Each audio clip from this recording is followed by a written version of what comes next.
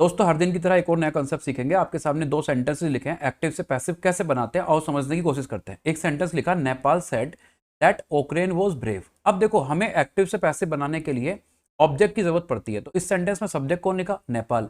Verb क्या है, said. अब ये समझो नेपाल ने कहा क्या, क्या मतलब वोट। अब वोट और हुम एक वर्ड है अपने पास, हुम का मतलब होता है हिंदी में किसे।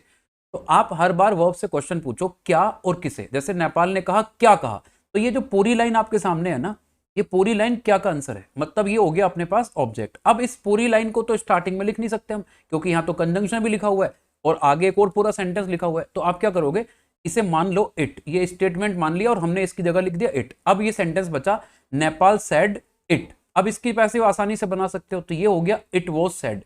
वॉज क्यों लिखा मैंने, क्योंकि सेकंड फॉर्म में पास्ट इंडेफिनिट है तो पास्ट बनाना पड़ेगा। बाय नेपाल, नेपाल किसी का नाम है, गलत ना समझ। अब देखो अपन ने इट किसे माना था, दैट ओक्रेन वॉज ब्रेव को, तो फिर यहां आपको वो पूरा सेंटेंस लिखना पड़ेगा एज इट इज। क्यों, क्योंकि इसकी पैसिव बन नहीं सकती। अगर इसकी पैसिव बन सकती होती तो हम इसकी पैसिव भी बनाते। जैसे इस सेंटेंस में लिखा नदी मंत्री, नदी मंत्री उसे कहते हैं जो नदी में गिर जाए मंत्री और पब्लिक उसे मार रही हो।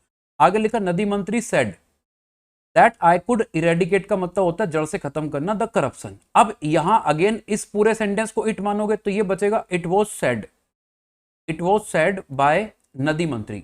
आगे अपन ने लिख रखा है आई कुड वाला पार्ट, तो दैट के आगे आप लिखोगे दैट। अब इसका पैसिव तो बन सकता है, इसका पैसिव कैसे बनेगा, the corruption could be eradicated by me. तो जब आपको दिख रहा है इधर वाले पार्ट का पैसिव बन सकता है तो इसका भी बनेगा, अगर इसका नहीं बन सकता होगा तो इसका नहीं बनेगा। ध्यान रखना, ऐसे क्वेश्चन पेपर में अक्सर आ जाते हैं।